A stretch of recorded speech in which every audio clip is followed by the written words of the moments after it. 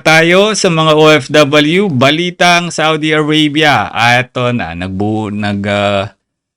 tawag dito,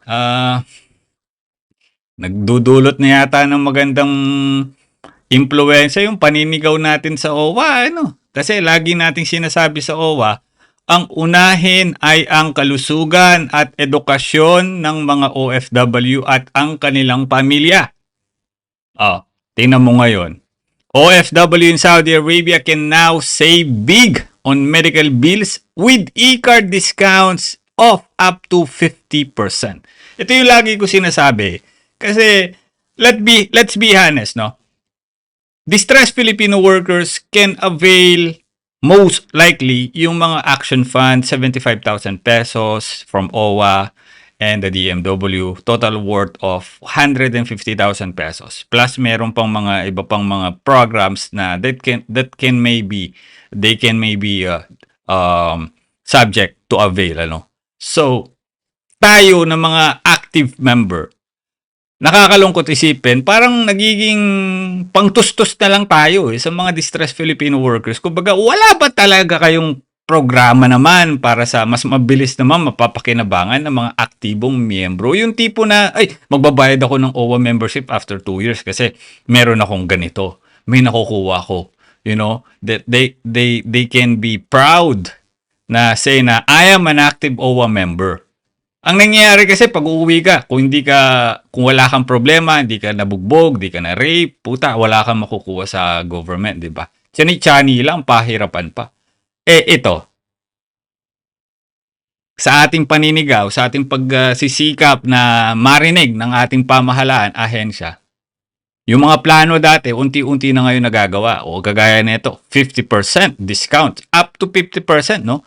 Sa mga OFW yung merong sakit, nangangailangan ng gamutan, na active OWA member, may medical bills na, saving, with e-card discounts up to 50%. Basahin natin ito mga kamarites ko.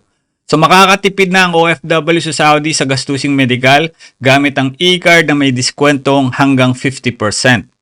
Makikinabang na ngayon ng mga OFW sa Saudi Arabia ng malaking tipid sa kanilang mga gastusing medical matapos ilunsad ng Dar Ash-Shiha Medical Center ang isang espesyal na programa para sa ating mga tinaguriang bagong bayani. Inanunsyo ng Medical Center ang malaking bawas presyo sa mahalagang serbisyong medical para sa mga OFW na magpapakita lang ng kanilang OWA e-card. Isang government-issued ID na nagsisilbing patunay na aktibong pagiging miyembro ng OWA.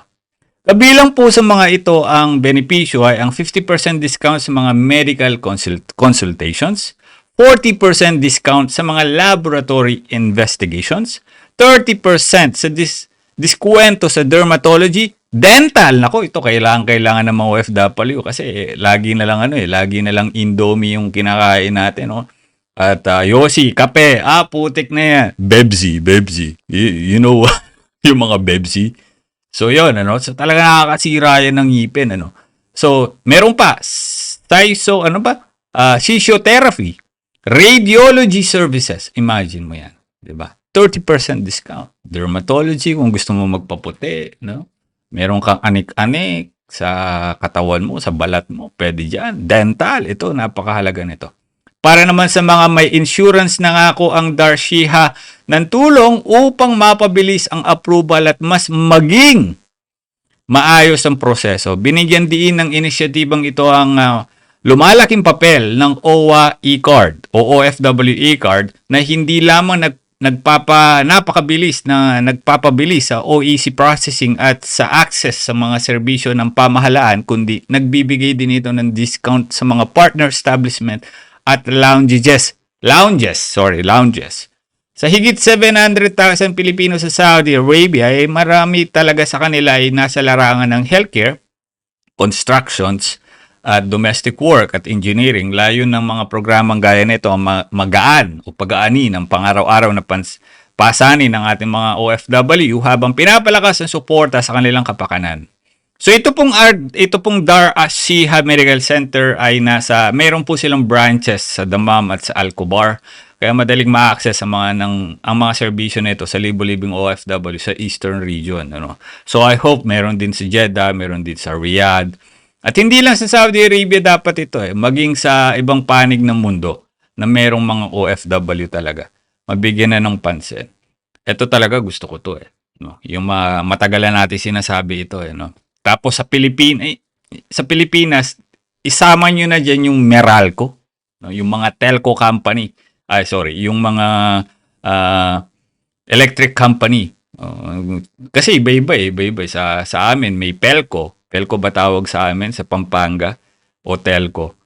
Tapos sa ibang bansa, sa ibang lugar naman sa Pilipinas, Meralco. Yung mga susupply ng kuryente sa atin, bigyan natin ng discount. Kasi yun yung pumapatay talaga sa iba sa ating mga kababayan. At ito pong, I hope, hindi lang ito sa abroad yung mga medical expenses o discount na ito. Maging sa Pilipinas, no? Kailangan meron din tayo nito. Tapos yung mga necessity ng ating mga kababayang OFW, gaya ng grocery. Diba? Kailangan talaga magkaroon ng discount lang yan naman. Ipapakita mo lang naman yung OWA e-card mo. No? Sa halimbawa, pwede naman ninyong kausapin ang SM. Ano bang meron ba? Save More. Yan, sa Save More. Diba? Makipag-collaborate kayo doon. Makipag-partner kayo doon. Bigyan ng diskwento yung mga OFW active OWA member. No? Wala nang magagawa yun kasi nasa Pilipinas tayo. Diba? Nasa Pilipinas sila. Lisensyado sila. Mapipilitan yan. Hindi naman lahat ng pamilya dadagsa ba sa Save More, 'di ba? Ano lang 'to Kung baga heads up ko lang sa ating OWA, mabigyan man lang ng pansin. 'Di ba? Lalo na yung OFW, kapapanganak lang iniwan na niya yung kanyang asawa, manganganak, napilitan mag-abroad bago manganak kasi kailangan ng walang pantustos, 'di ba? So no choice na lang, mag-a-abroad na lang o makaipon man lang, sahod, padala. Well, at least ako, despite na galit at inis ko dito sa OWA, napapalitan naman ng ngiti. Napapangiti din naman ako ng OWA kahit papaano.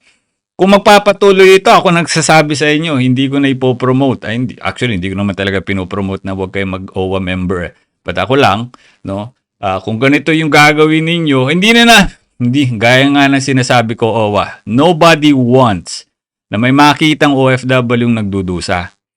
Hindi namin kagustuhan na may OFW yung maghahasa. Hindi namin kagustuhan na may OFW yung nabubugbog.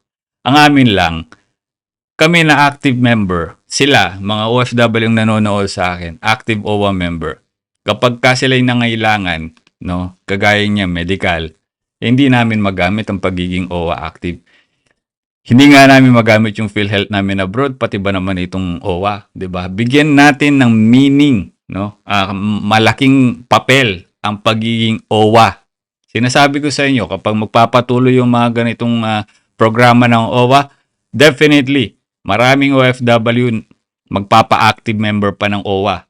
Kasi, kita mo yan, magkakaroon ka ng discount sa mga medical bills. Putik na yan. Sino ba naman ang ayaw? 'Di ba? Lalo na yung mga distressed Filipino sa Saudi Arabia, bali-balita, pwede na mag-renew ng OWA membership. So, kung distress yan, walang employer, active OWA member, na-disgrasya, wag naman sana, nagkasakit, pwede na. 'Di ba? Yan ang mga dapat na ginagawa ng ating pamahalaan.